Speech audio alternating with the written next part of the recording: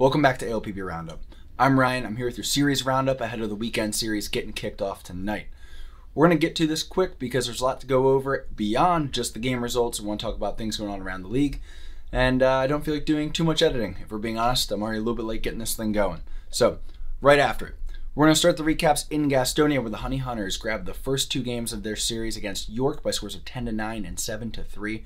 Now, Gastonia didn't have a home run for the first 5 games of their franchise's history. Everyone else seemed to have home runs against them, but they did manage to get 6 home runs in the past 2 nights, so something must have clicked there. That includes 2 from Josh Sale, who's that sort of ongoing story that we've been tracking throughout the early season here. I'm sure we'll be checking in with Josh throughout the season. However, last night it was not enough. York woke up and had something to prove after getting beat 5 in a row. They won 20-5. Gastonia pitching still somehow struck out 14 York batters, but they allowed 13 walks and 17 hits along with 4 wild pitches. Major control issues, major issues missing bats. York striking out 14 times is just more of a York thing. That's another thing we'll pick apart another day. The bullpen inherited 10 runners and 9 of them scored. Riley Hovis played left field. I don't know. I just found it funny. Things got weird. I was like, oh, Riley Hovis must have played outfield in the past, which would explain why he's been hitting more than like any other reliever in the league, and why the one time that they pulled him out of the game, they let him hit for himself right before. No, Riley Hovis, going back all the way to college at least, has not played anything other than pitcher, it seems. So I got no idea. Riley Hovis played the outfield. Good for Riley Hovis. Armindo Escobar also left with an injury. Looking through the notes for that game, he's been good so far, so Gastonia's going to need him moving forward. And then Alex Sanabia, he gets the win for York. Game balls for the whole series went to Alexis Gomez, Jake Skoll, and then Carlos Franco tonight. 3 for 5 last night with a grand slam in the first inning when it still mattered what was going on with the scoreboard. In addition to the daily game balls that we give out for performance of the game, we also like to give one out for best player of the series across the entire league. So player of the week game ball, I guess we'll call it for now. Title pending on that one. But it goes to York's Carlos Castro. Went 8 for 12 this weekend, playing behind the dish. 8 RBI. He's hitting 474 right now with a 1.15 something OPS. Dude's crushing it, and he absolutely deserves to be named Series Player of the Week, I guess. Oh man, I gotta come up with a name with that. Future Ryan problem. Gastonia falls to 3-4. They're heading to High Point for the first meeting in that rivalry. York stops their 5-game losing skid and improves to 2-5. They're heading to Lancaster to reignite that rivalry. In West Virginia, Game 3 of the series was suspended last night. It will be picked up in late September, so who knows what the implications of that will be in the standings. It was 0-0 in the 4th when rain came and washed the rest of that game out. West Virginia took the first 2 games of the series. Game balls were earned by Yovan Gonzalez and Ruby Silva. Long Island sits at 500. They're going to continue their road trip with Southern Maryland this weekend. West Virginia is 4-2 after this shortened series, and they will meet up with former South Atlantic League foe Lexington this weekend. Lexington put together a sweep in their first Atlantic League series in front of their home crowd. Legends took games 1 and 2 by score 5-4 and 12-2. In a game that wouldn't make it out of the 8th due to rain last night, the Legends finished the series out 8-4. That game actually ended after Roberto Baldequin, this got me, sorry. It's poor Southern Maryland. Roberto Baldequin hits a 2-run homer in the 8th, so that stretches it to an 8-4 lead. It's the bottom of the 8th inning. That prompts Southern Maryland to remove starter Mike Devine. And Mike Devine, to his credit, by the way, made it through 7 1/3 innings despite having a rough night. 8 earned runs on 11 hits, struck out 12 through 113 pitches. Finally gets pulled in the 8th inning. So how many pitches then would it take Pat Baker to get through the end of the game? If, Devine threw 113. Well, pitch number 1 was hit for a triple by Chris Fernacki. That's one of 3 triples Lexington had on the night. And then rain came and suspended play. So 114 pitches for Southern Maryland. 113 from Mike Devine, 1 from Pat Baker. Thanks for coming out, Pat. Mike Devine took the loss. Kevin McGowan got the win.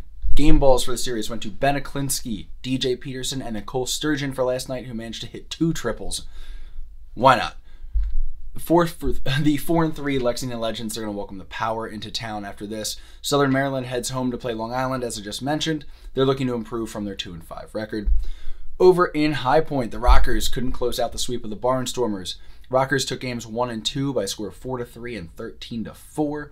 Barnstormers got to Craig Stem early, jumping to a 5-1 lead, and then eventually piling on to win 10-3. Caleb Gindel hit his second home run of the season. CJ Farias, who's off to a great start this season, this is a good one, Just weird stuff right now. He hits his first pro home run. We think, I don't know. So initially, we thought Farias was called out because Lancaster appeals to second, and there's an out called. So that would wipe his first pro home run. The league's game log and box score indicate that it was the base runner, Cleo Louis Rondon, who was called out, which means the home run stands, just it's a solo instead of a 2-run. I'm not sure what happened there, but High Points broadcast just summed it up perfectly, which just 2021 is already seeming to supply all of the baseball-related weirdness that we just were robbed of last year. So buckle up, it's going to be a mess. Riley Hovis playing in left field, as I said. Andrew Coutura earns the win, moving to 2-0 on the year. Craig Stem takes the loss. He allowed 6 earned and 10 hits in 5 innings. Both teams finally head home this weekend. Neither have had a home series. Lancaster will take their 4-3 record up against York. High Point, who sits at 5-2, will take on Gastonia. So we have a few minutes here to talk about some of the things going on around the league. First thing on my mind almost always is going to be this double hook DH rule throughout the season. The double hook DH so far is going pretty well. If you're not in the loop, it just means when you drop your starting pitcher, you pull him from the game, you are also going to remove your designated hitter from the game. So you get to use a designated hitter for as long as you are using your starting pitcher.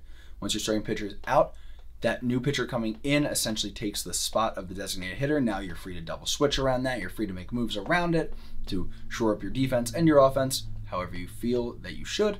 But in summary, that's basically the quick version of it. Right now, I think teams in the league are getting the hang of it. I've complained already about weird moves sort of surrounding it, and I'm not sure if it's just like weird because the double hook is new, we're not sure what to do with it, or if it's just odd moves because roster limitations and who can do what, who's healthy, and small benches, small bullpen, depending on what teams are dealing with right now, who's on the road, who needs to save up players. So I don't know what's going on in the dugout necessarily, so I'm going to back off that. But I will say a couple observations I've had, and one came from the game what was played in West Virginia last night. Aaron Blair throws a pitch. He's 2/3 of the way through the first inning, I believe, and where he's got one out at least, and then he there's a grounder. He goes to field it. As he comes off the mound, he seems to his lower leg buckles sort of awkwardly under him. He goes to the ground. They do get the out, but the important thing is Aaron Blair's down. He ends up needing to be carted off the field. It looks like lower leg. I haven't heard anything, so but definitely we'll call it like a hockey injury. It's a lower leg injury. It's a lower body injury. That's what we got. But it pointed out an important thing which I've thought about a little bit before, and of course didn't verbalize, so now I just seem like I'm reacting to it instead of being smart. But there should be some sort of caveat within the double hook rule which makes up and accounts for at least an injury like this. And my thought process on this would be, if your pitcher is injured in the first 3 innings of the game, you are allowed to replace that pitcher as normal, and you do not lose your DH spot. Now, I arrive at that because of this. Follow me here. It's unfortunate they have an injury. Nobody wants to have an injury. Nobody plans on it. The number one priority is the player's safety. So you're already dealing with a bad situation. It feels, and of course, injuries are part of sports. Bad luck is bad luck. But now it feels like you're being unnaturally punished in a way for an injury that ordinarily would just be like, man, now we don't have our player. Now you're being basically double penalized because they had to do some gymnastics. West Virginia did with their lineup, trying to figure out, okay, well, we haven't even had a turn through the lineup yet. We haven't even hit yet, and now we got to move around. Our DH is now in the field so that he can hit. We got to bring in a new pitcher. Now he's in the lineup. We're going to put him 9th because we're just going to play it like we have no DH. So that's something that needs to be probably figured out in a way because it isn't fair, but it also would be unfair if it was no limitation on that one. So that's where the first 3 innings thing comes in my head. The thought process being, well, what if this happened in the 6th inning? If you're Long Island, you're dealing with maybe a very good DH situation. You're navigating that the entire game. You're about to work this pitcher out of the game. He gets injured. He gets replaced. And now, I mean, this next pitcher only would have to cover 3 innings. And now you have a DH going the entire game. So that's something that I think should be probably looked at and examined a little bit closer. As far as I'd like to think teams wouldn't be lying about this kind of thing. I know as of now, it's sort of an honor system on injury, whether or not you have 8 pitches to warm up or you have as long as you want to warm up coming out of the bullpen if a pitcher gets injured. I think it'll be more like an honor system like that. Of course, this is slightly higher stakes, but I mean, what are we doing here? You know, if you're going to be out here lying that guys are injured, I think that's only going to fly for so long. On this series, of conversation about DHs and pitchers and all that, by the way. I just do want to point out, in random Atlantic League thoughts, Clint Freeman, who is historically been a hitter, I've only ever counted him as a hitter with the like side plot that he also can pitch. He is about 50-50 so far between hitting and pitching for Long Island, and he's listed only as a pitcher on the Long Island site. Now, I don't know if that's because they need to pick a spot, but even so, if they had to pick one or the other, he's always been in the hitting category or the fielding positions category until now. So that's interesting to note.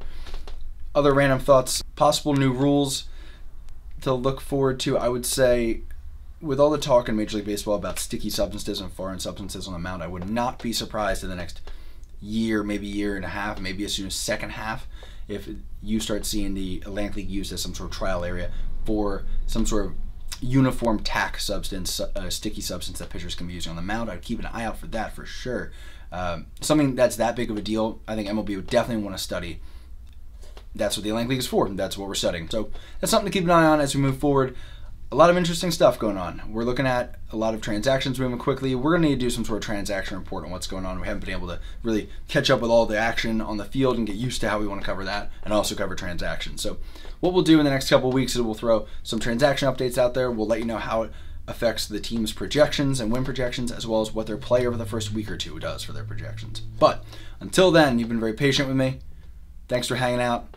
This was your series roundup. I'm Ryan from ALPB Roundup. Enjoy your night. Watch some Friday Night Baseball. Enjoy.